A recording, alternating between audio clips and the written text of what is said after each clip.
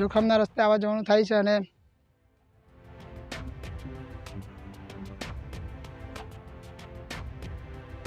ચોમાસામાં આગળ ડાયવર્ઝન બનાવેલ છે, 2 થી 2.5 કરોડ રૂપિયા બગાડેલા છે એની.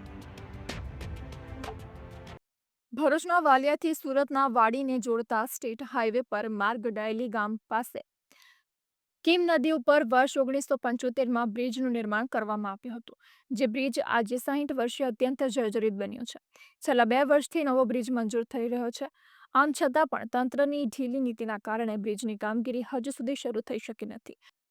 બ્રિજ જર્જરિત હાલતમાં હોવાથી તેના પરથી મોટા વાહનો માટે પ્રવેશબંધી ફરમાવવામાં આવી છે. આમ છતાં કેટલાક બેફામ દોડતા વાહનો બ્રિજ પરથી પસાર થાય છે, જેના પગલે બ્રિજ પર લગાડવામાં આવેલ એંગલ પણ તૂટી ગઈ છે. આ તરફ નાના વાહનો પણ બ્રિજ પરથી જીવના જોખમે પસાર થઈ રહ્યા છે, કારણ કે બ્રિજની બંને તરફની રેલિંગ અત્યંત ખખડધજ હાલતમાં થઈ ગઈ છે. ત્યારે કોઈ મોટી હોનારત સર્જાય તો તેનું જવાબદાર કોણ, એ પ્રશ્ન પણ ચર્ચાઈ રહ્યો છે. બ્રિજના પાયા તો હજુ મજબૂત છે, પરંતુ તેનું સ્ટ્રક્ચર એકદમ જ ખોખલું થઈ ગયું છે.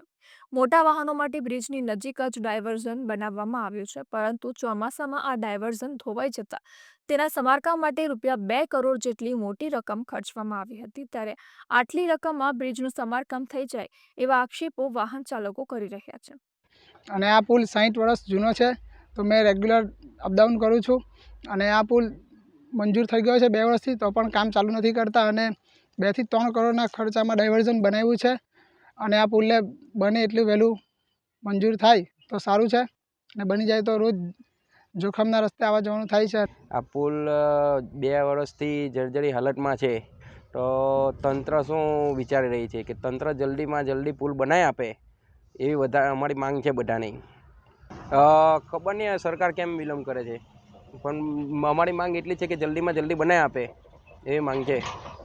ને આ ચોમાસામાં આગળ ડાયવર્ઝન બનાવેલ છે, 2 થી 2.5 કરોડ રૂપિયા બગાડેલા છે. એની કરતાં એટલા એવા ડાયવર્ઝનમાં બગાડ્યા, એના કરતાં આ પુલ બની જતે એટલામાં.